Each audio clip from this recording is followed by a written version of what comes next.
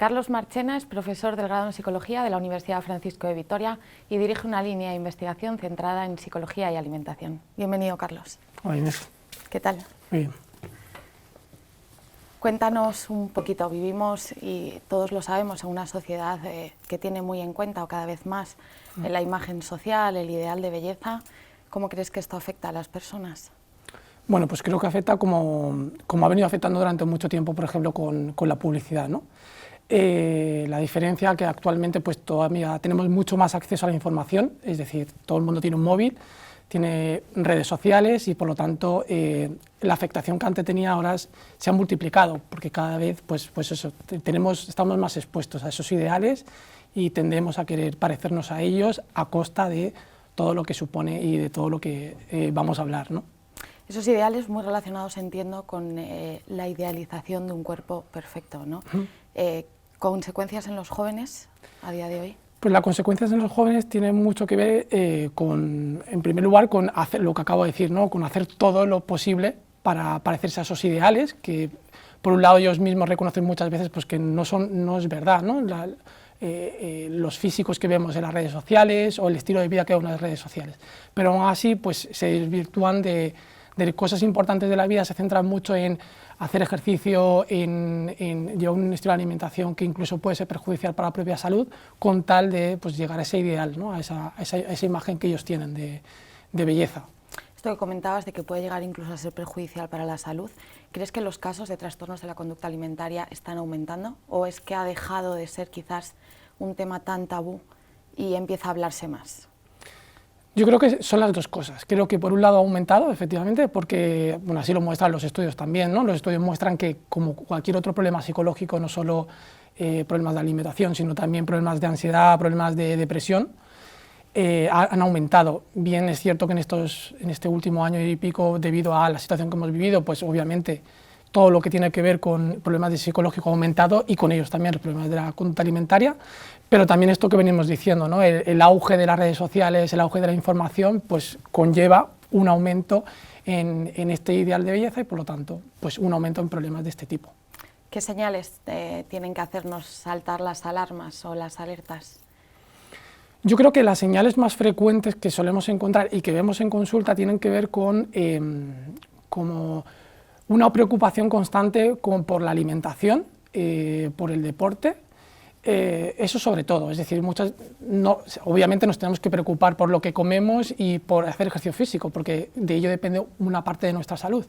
Pero cuando esto se convierte en el único foco que guía mi día a día, en qué como, qué no como, cuántas horas de deporte hago, o si no como esto me siento mal, si no hago ejercicio físico por X motivo me siento culpable, ahí es cuando tenemos que empezar a preocuparnos de si a lo mejor no estamos haciendo las cosas correctamente. ¿Sería el momento de quizás pedir ayuda? Sí, sería el momento en el que es idóneo pedir ayuda para que eso no derive en un problema mayor. Lo que pasa es que muchas veces nos encontramos pues, que cuando van a buscar ayuda ya estamos en un momento muy crítico. Entonces, si hay estos indicios, lo suyo es buscar ayuda a un profesional que te guíe, ¿no? En hacer las cosas de otra forma, para sentirte mejor, claro. En este caso, cuando llega la persona a ver que necesita ayuda profesional, ¿cómo de importante es el abordaje multidisciplinar, la psiconutrición, ¿no? Pues lo es todo. De hecho, esto es una cosa que es un aspecto que está cambiando en el paradigma de la nutrición, que hasta ahora pues, estaba muy enfocado en cambiar patrones de alimentación, y a lo largo de la tradición de la nutrición se han dado cuenta de que abordar la alimentación sin tener en cuenta otros aspectos que tienen que ver con la psicología, pues es como una silla coja, ¿no? Entonces, cada vez somos más conscientes de ello y somos más conscientes de que la alimentación es un reflejo muchas veces de cómo nos sentimos. Entonces, si no hay un abordaje de un psicólogo con un nutricionista, que es un abordaje de psiconutrición, pues que nos quedamos digamos, en la punta del iceberg nada más. Está muy de moda ahora el movimiento de comer comida real. Por supuesto, ha acercado mucho a la población, mucho a la sociedad, conocimientos a los que quizás no tenía acceso, pero ¿crees que también ha generado riesgos o puede generar problemas? Yo creo que, como bien dices, hay una parte de beneficio, porque al final sí que ha concienciado muchísimo a la población con el tema del consumo pues, de alimentos que podríamos decir, no me gusta decir saludable precisamente por el problema que conlleva, alimentos más ricos nutricionalmente, pero sí que es cierto que la forma de transmisión, creo que el lenguaje que se utiliza es un lenguaje que es poco apropiado. Al final categorizan los alimentos entre bueno o malo, y eso al final es una de las características que tienen las personas con patrones de alimentación anómalos, ¿no? Que piensan que la comida es buena o mala, y eso es una realidad que puede conllevar problemas de la conducta alimentaria cuando categorizamos en qué es bueno o malo, ¿no? Pasa un poco lo mismo, supongo, con el peso, ¿no? Vivimos en una cultura muy centrada en la báscula, en los kilos que ganas o que pierdes. ¿Cómo afecta esto a las personas? Bueno, supongo que eso también te lo podrá responder mucho mejor un nutricionista que yo, pero sí que es cierto que, normalmente el peso tradicionalmente ha sido asociado como a salud, ¿no? Estás delgado y tienes salud, tienes obesidad y no estás sano. Y la realidad es que efectivamente la obesidad es un problema que puede llevar consecuencias a nivel de salud física sobre todo, pero también encontramos personas que tienen un peso, digamos un normopeso, y que mentalmente tienen problemas. Entonces, ¿qué estamos entendiendo por salud? Y por lo tanto, ¿el peso determina la salud? Pues no siempre. Entonces, hay que tenerlo en cuenta, pero no podemos basarnos solo en ese parámetro para definir la salud de las personas, ni mucho menos. Pasa mucho, ¿no? Muy en esta línea, cuando tiende a juzgarse quizás de manera negativa cuando la persona come, ese comer emocional del que hablamos muchas veces, cuando es quizás por motivos negativos, ansiedad, estrés, como mecanismo, y en cambio a aceptarse, o socialmente aceptado está, el sobrecomer en momentos de felicidad, de compartir. Sí, sobre todo porque todos tenemos la imagen y esto también la publicidad y la tele ha tenido mucho que ver, ¿no? Tenemos la imagen de la típica persona nerviosa hartándose a comer helado, y esto siempre se ridiculiza, ¿no? Y la realidad es que esto es una conducta que hacemos todos. ¿Por qué esto está infravalorado socialmente? Pues porque esto está asociado a poca fuerza de voluntad, a una persona descuidada con su físico y por lo tanto tiene obesidad o sobrepeso. Sin embargo, no vemos mal que una persona quede con amigos cuando está nervioso para desahogarse. La función es exactamente la misma. Lo único que pasa es que con ese canon de belleza que hablamos, que tenemos imperante, pues al final esa conducta de comer cuando me siento triste está mal visto, y la otra no, cuando estamos hablando de comportamientos totalmente con la misma función, que es mitigar emociones desagradables cuando me encuentro mal. ¿Cuándo deberíamos empezar a trabajar este tipo de mecanismos con las personas, ¿no? Que no se conviertan en mecanismos desadaptativos para hacer frente a ciertas situaciones? Bueno, yo creo que lo primero que tenemos que tener claro es que el hambre, lo que llamamos hambre emocional, el comer cuando me siento triste para mitigar esa emoción o ansioso, tenemos que empezar a tener claro que eso es una cosa que no podemos eliminar. Es decir, es algo que existe y que comer tiene un componente emocional muy importante y que no vamos a poder eliminar porque lo hemos aprendido desde pequeños.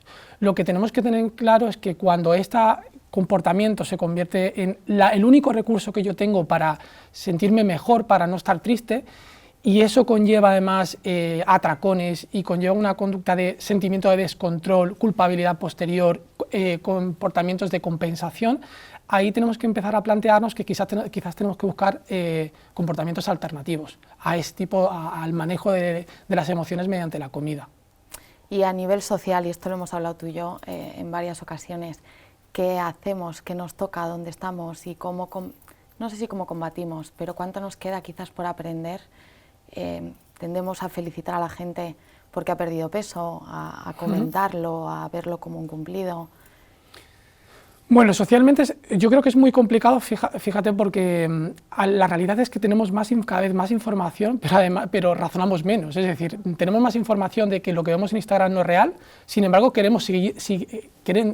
apostamos por seguir imitándolo, ¿no? Entonces, a mí me parece una parte muy complicada. Lo que sí creo es que tenemos que empezar un poco a eliminar la idea de que la salud es simplemente lo que comemos y el ejercicio que hacemos. Es mucho más. Yo puedo comer muy bien, hacer mucho ejercicio, sin embargo manejar muy mal el estrés, dormir mal, o no tener propósitos en la vida, simplemente es sentirme que mi vida no tiene un sentido. ¿Puedo decir que estamos sanos? Pues no estaré sano. la salud va mucho más allá de lo que comemos y lo que hacemos. Entonces yo creo que el paso que tenemos que dar es empezar a enseñar el concepto de salud en todos sus aspectos, y esto es un trabajo pues, muy difícil que va a llevar mucho tiempo. ¿Qué le dirías a alguien que tiene cerca a una persona que cree que está empezando no a sufrir, a tener señales que nos deben hacer saltar las alarmas, para acompañar quizás, ¿no? O como para detectar, para... Bueno, yo creo que uno de los pilares fundamentales, que antes lo has dicho tú, es primero el tema de la estética, ¿no? Si ves cambios, por ejemplo, de físico, adelgaza o gana peso, nunca hacer comentarios, esto siempre se lo digo a los alumnos, de hecho, nunca podemos hacer comentarios a alguien de qué delgado estás, porque no sabemos cómo ha llegado ahí. Lo mismo está teniendo restricción alimentaria, nosotros estamos premiando de alguna forma eso, ¿no? Entonces, nunca hacer comentarios, pensamos que halagamos haciendo cumplidos con el físico, pero no sabemos la batalla que esa persona ha lidiado hasta estar donde está, ¿no? Entonces yo creo que uno de los principales es no hacer comentarios, nada que tiene que ver con lo que come, con su físico, por supuesto, y luego hay un proceso de acompañamiento simplemente como tu amigo que es. Entonces, sabemos que es muy complicado muchas veces que una persona acuda a consultas y reconozca un problema simplemente porque su amigo se lo diga. Entonces, si encima nosotros estamos ahí como atacándoles, pues es otra vía de insatisfacción que va a tener, que tiene que ver con las redes sociales. Se va a aislar y por lo tanto puede que se agrave el problema. Entonces, el acompañamiento yo pienso que siempre es la vía en estos casos. Muchas gracias, Carlos. Gracias a ti.